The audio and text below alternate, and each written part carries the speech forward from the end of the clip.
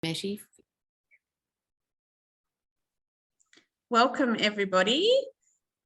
If you've just jumped on and you want to let us know where you're calling in from, that's great. Oh, okay, so good morning, afternoon, everybody. So today, Bridget and I are leading you through our webinar. Welcome, Bridget. Thank you, Paula. Thank you. Good to be here. It's amazing. And we've got Ian Scott joining us as well, who is a mental health first aid extraordinaire. So we're hoping that he will provide some really great information as well as we're going along. So with Mental Health Week coming up, we thought it would be great to have a session where we looked at mental health from a coaching perspective and from a manager perspective. And when we talked about it, we really decided that the main message that we needed was that it's okay not to have all the answers, because I think this is one of the things that really gets people a little bit stuck, is that not knowing lots about mental health.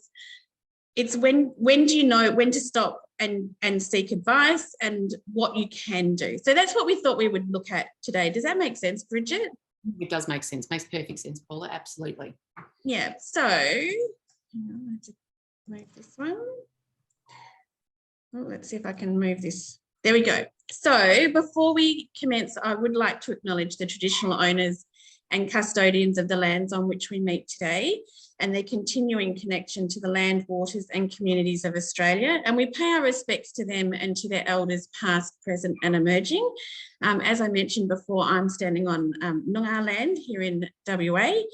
I'm not sure, Bridget, based in Mount Eliza, what land you're on? Yes, it's a good question. I should have a look at that. Absolutely. I'm not sure how far and wide it stretches, but I'll have a look. Wurundjeri would be from a Melbourne perspective, but also pay respect to Indigenous cultures around the world and wherever you are from. All right, so our agenda for today is we wanted to first have a look at what is mental health, why is it important in the workplace, staying in our performance zone, because obviously when we're coaching in general, we're coaching people from a workplace perspective. We want to encourage conversation. So if you have questions or comments, please let me know. But from a coaching cafe perspective, it's all about creating community, creating shared learning experience, thought-provoking conversations. And at the end, there are CCEUs available for people to take a picture of. And if there's anything else that you want us to cover today, just let us know and we'll see how we go throughout. Okay. So, from a learning environment, we will be speaking about mental health in the workplace. We're going to talk about mental health awareness, not necessarily designed for individual situations. So this is from an overall perspective. It's not really a conversation that's directed for a particular situation. You may have lived experience with mental health. We know that lots of people have been touched by mental health, whether it's themselves or a family member or a friend. And some participants may find the content confronting or it may cause distress. If it does, please let us know. And you can message me via the chat and we can follow up afterwards. Or you can reach out to the support services that we've got listed at the end of the presentation, or take a break if that's the case. What we want to do is make sure that you feel safe in this environment based on the conversation that we're having. Anything you'd want to add, Bridget? I think that was said perfectly, actually. So, yeah, keep going, Paula. Good job. Keep going. Okay, so the World Health Organization has defined mental health as a state of well-being in which the individual realizes their own ability, can cope with the normal stresses of life, can work productively and fruitfully, and is able to make a contribution to their community. So when we think of mental health, it's about if you're in a good state of mental health, it means that problems might arise and you can cope with those normal stresses of life. You can go to work and do what you need to do. Even if there's some things that aren't going right, you're still managing in that space, and you're able to make a contribution to your community as well. I like the word family in there as well, because I think it's about being the best person you can be for your family. So in a great space of mental health, you're contributing member to your family. So why is mental health awareness important? So the 2021 National Study of Mental Health and Wellbeing estimated that in 2020 to 2021, of the 19.6 million Australians aged between 16 to 85, that 43.7%, or in other figures, 8.6 million people, had experienced a mental health disorder at some time in their life. So if we think about that, it's actually 1 in 2. It's not quite, because 43 is not right, and I'm never going to win a maths award. But when you put it in that perspective, it's almost 1 in 2. And that 1 in 5 had a 12-month mental disorder, and anxiety was the most common group of 12-month mental disorders. So almost 20%, so 3.3 million people. And nearly 40% aged 16 to 24 years had a 12-month mental disorder. And I guess really the purpose of this slide is just to say that 20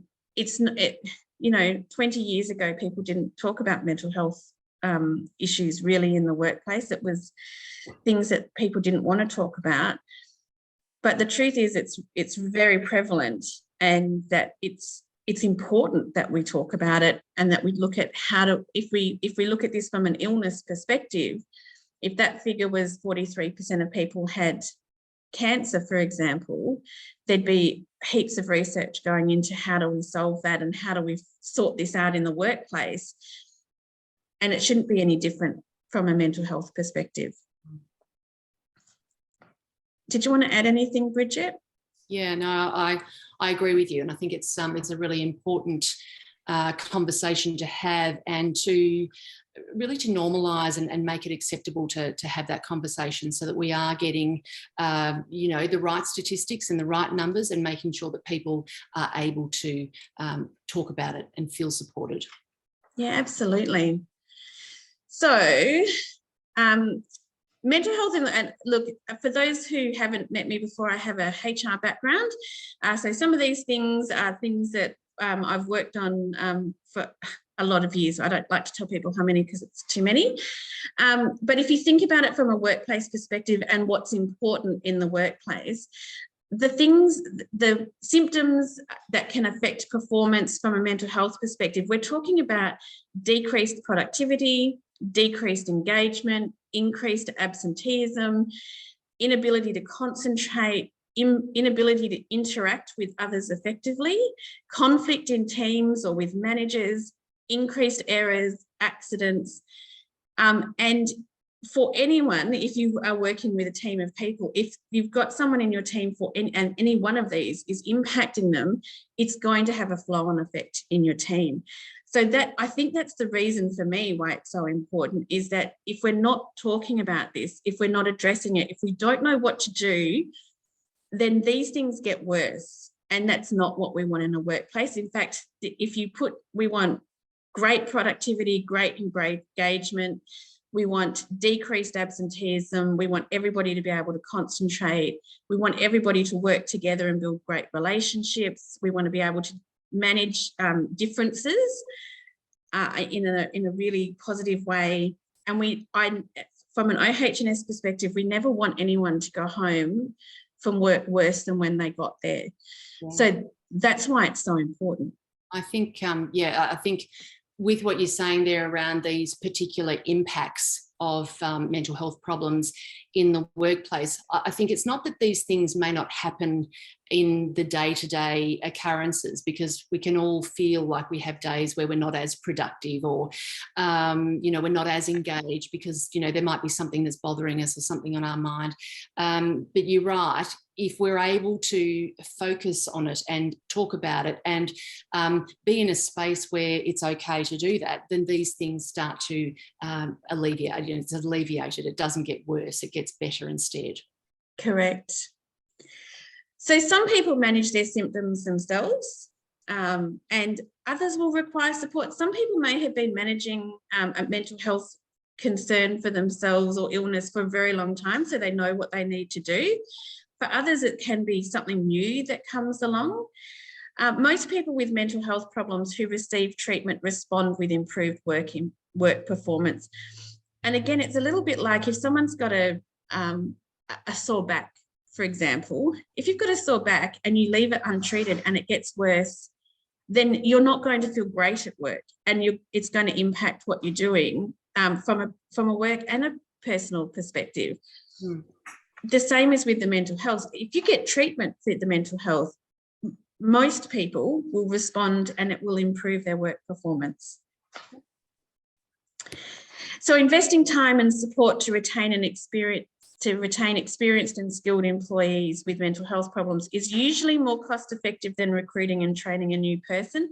I will almost guarantee it. There are some exceptions, of course, to every rule, but if you've got particularly if what you had was a high performer, you don't want to lose a high performer. If what they're going through is a mental illness, from a mental illness perspective, you don't want to lose them, because you then have to go and find someone, and it's always potluck who you're going to find.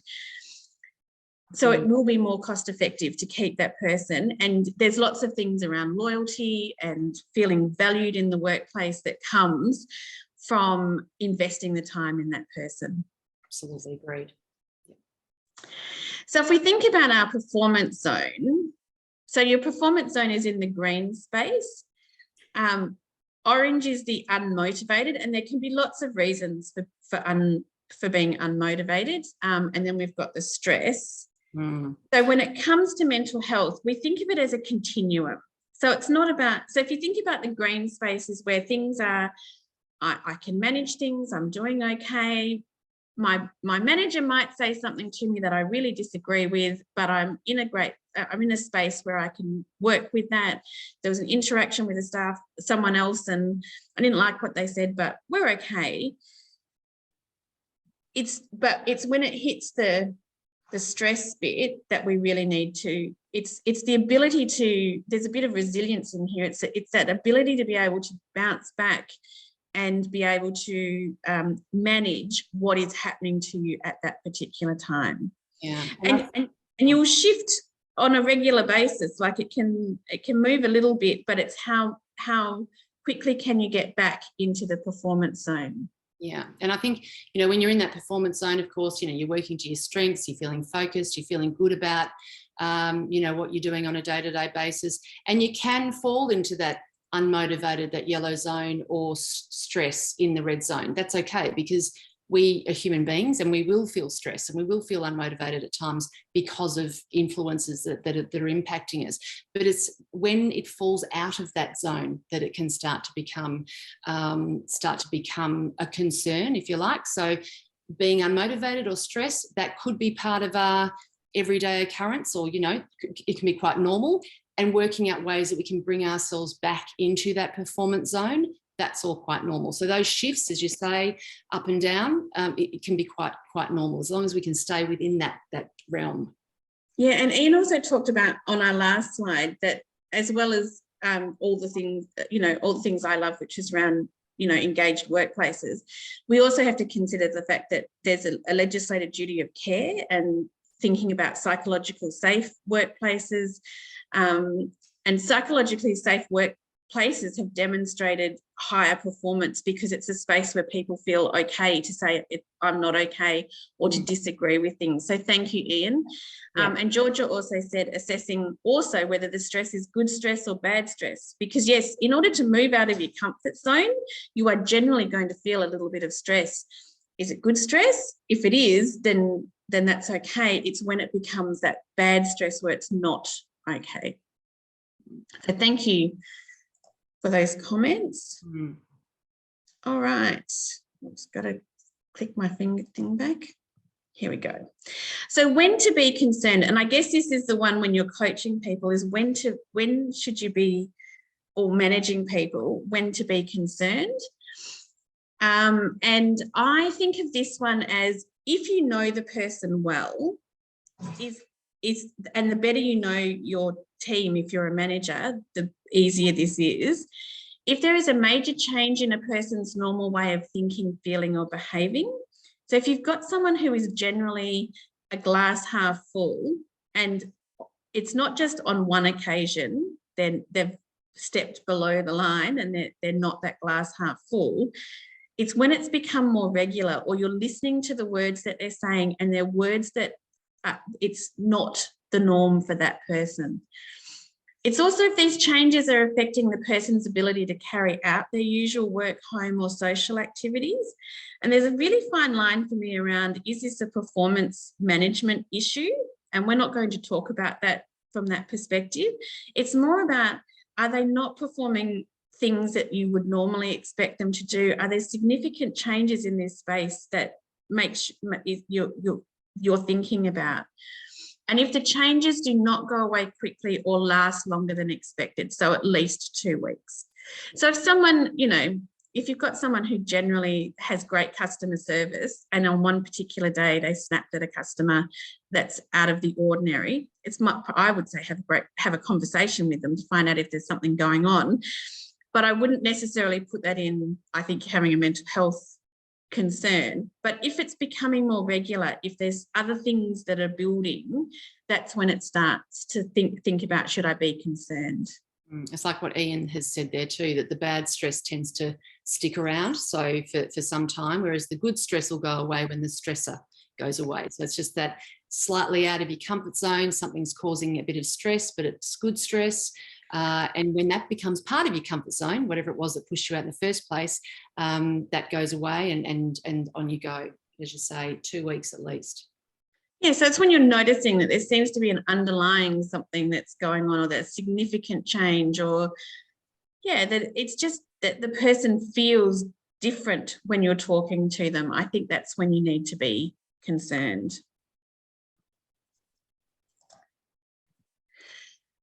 Now, the thing here is, here's the bit where we're going to talk about what we can and how you can help from this perspective. And like all coaching, all conversations, and all dealings with people, there is no one perfect way to have the conversation. I'd love to be able to give you here's the one thing to say and life will be perfect, but unfortunately there isn't one way, and it really does depend on the person and what's happening and the situation and your relationship with that person. And I do like this, that if plan A didn't work, the alphabet has 25 more letters. It's okay. And I think this is a key message for anyone working with people, is that I don't know about you, Bridget, but sometimes even when I'm coaching and I'm in the right zone, you will ask a question that comes out and it just doesn't sit right with the person. Sure, absolutely. It's ditch it and start again, find something that does. Absolutely. It doesn't mean stop the conversation, it's a complete failure. It just means find a different question, ask it in a different way, go in a different direction, so that you move from plan A to plan B to plan C. And it's the same here. Yeah.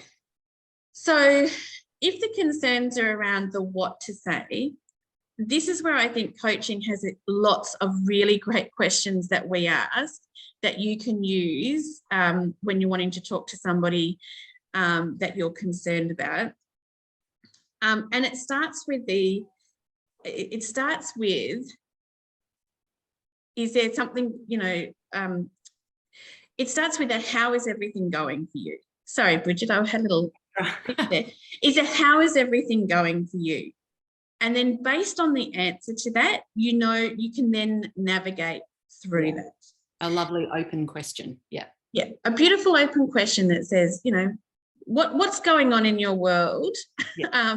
And as coaches, we all have, questions that we like to open with for people. And in the what to say, I think if you're using your great coaching questions, you will be okay.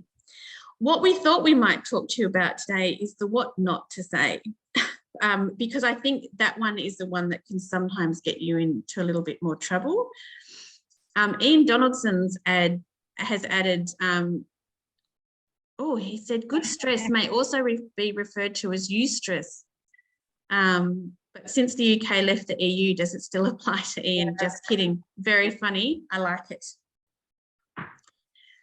So let's talk about some of the things that you wouldn't say. Bridget, do you want to get us started with some things that we don't say? Yeah, what's wrong with you? You know, it's almost like, oh, what's wrong with you? Or, you know, placing judgments, for example, like, you know, you're turning up to work late all the time and everyone's noticed, as an example. So you're saying things that essentially are putting that person on the defense as if they've done something wrong. So placing that judgment, getting into the space, asking closed questions, and the questions essentially create that sense of, I have to justify myself here, or what I'm doing is bad, so therefore I have to hide it even further, what's going on for me. You know, is obviously not the right way to go. So as you say, what is it, if I don't want to do that, what do I want to do instead? And it's more about those open, curious questions, just to demonstrate support, demonstrate that non-judgment, and just to allow someone to know that, hey, you know what, I've got someone around me that cares, that's simply asking a question. You know, I think not only is about what not to say and what to say, but also where you're saying it as well. Where are you having this conversation? So if you're asking someone, what's wrong with you? You're turning up to work late all the time and you're saying it in front of other people, or even if you're not saying it in front of other people, you don't want to be saying it. But essentially making sure that your environment is, you know, that you've thought about what you're going to say, that you've put time into considering what you're going to say, rather than just jumping into the space and start talking and then thinking, oh, hang on, you know, I'm thinking as I'm talking and I'm talking as I'm thinking. Put some time and effort into thinking about what you're going to say to that person first before you say it. So planning is really important. Yeah, I agree. And you can use the feedback model that we use. It says, I have noticed. But then if you start with the I've noticed, the next bit needs to be a really nice big open question. How's everything going for you at the moment? What's happening in your world that might be impacting in this area? And I think too that being able to take something to that conversation, something that you've noticed, something that you've become aware of. So, you know, Doris says, yes, asking what's wrong with you indirectly is saying that something is wrong with that person. Absolutely. Good point, Doris. And, you know, going into that conversation with some evidence around what you've noticed, you know, is really important. Sebastian says, what's wrong with you is an open question. Yeah, are you okay is a closed question. It's not about open or closed, but being non-judgmentally curious. Absolutely, Sebastian. It's not about every single question has to be an open question, absolutely, but open questions do tend to invite conversation rather than necessarily a whole heap of closed questions that potentially don't, and might be leading questions when we ask some of those closed questions. So, yeah, so really good point, Sebastian and Doris. Thank you. Yeah. Yeah, and it's also about it's about, I know as Australians, we have this, she'll be right, mate, sort of an attitude. It's about acknowledging that if someone says that something's not great, it's not about saying, oh, well, give it a week or so, you'll be fine, or that's not so bad. Like, it's not as bad as you think it is, it'll be okay. It's acknowledging for that person that it's really impacting them at that point in time, and then looking at, based on that, what are some of the things that they can do to move forward from that perspective. I like what Carly said there. You know, you could say that you've noticed some changes, and is there anything that they want to talk about to you, or any support that they need? Absolutely, that's lovely. Ben says, I don't want to hear the word resilient ever again. It seems to be used all the time, especially since COVID, and I feel is whitewashed term. Sure. Yeah, it is used a lot. You know, what do we make resilience mean for us. We could potentially create something else if that's what you feel you want to do. How are you feeling? Yeah, Georgia, that's a really nice question too. It's just a nice open question. And it can also be as easy as, would you like to talk? Is there something you'd like to talk to me about? Would you like to have a conversation? Yeah. And as coaches, we have an ethical responsibility to realise when the coachee should be referred to helping another professional. I think that's really important to notice too. So if the issue has become a barrier to coaching, that's a good indicator that a mental health conversation is warranted, either with you or someone else. So a mental health first aid course will help coaches recognise that point. Thanks, Ian, for that addition as well. So, understanding our boundaries and what we're able to help with, and being able to refer and having the resources and knowing some of the resources that are available to offer to help someone in that instance as well. And I think it leads into the point about, is it your job? And where do I go for help? And sometimes even with the mental health first aid conversations, I think there's a question for managers, is there a point they need to take their hat off and be a mental health first aider as opposed to the manager? And I absolutely think that there are times when that does need to happen. And as coaches, and managers, we don't have to have all the answers. And there are times when there's someone else who's going to be more qualified that we need to refer people to and to let them know where we need to go. And so I'm just going to fix that. So we have included on here some details around crisis support. So where you can refer someone, if someone says, I need some help, here are some places that you can send them to and assist them with. So Lifeline, Beyond Blue, Kids Helpline, Reach Out, the National Alcohol and Drugs Alcohol Hotline, 1-800-RESPECT. And the thing about lots of these, and the one thing about employee assistance programs that I'm not sure that everyone knows about, is that you can actually call an employee assistance program as a manager or a staff member and say, I've got someone in my team and I'm not sure what to do because I think they've got a mental health problem. What do I do? So you don't have to just ring the employee assistance program. If you've got an issue, you can actually ring them and ask that question, and they will also help you to direct where they can go. So there's lots of places that you can provide information to. And I know not everyone loves HR people, but there are some really great HR people out there who will also be able to assist you with this. So you can ring them and say, I've got I've got someone, I'm concerned about them, what do we need to do? And they will be able to help you. And Paula, I'm just wondering if you might go back just to the previous page and just give people a chance maybe to screenshot. Lisa has asked if it's available as a download, but if we go back, Lisa, you can screenshot those crisis support lines just so that you have them on you. But we'll also load the video up onto our website, so you'll be able to get a copy of it there as well. I am conscious of time. This topic is such a big one that we could talk for ages about.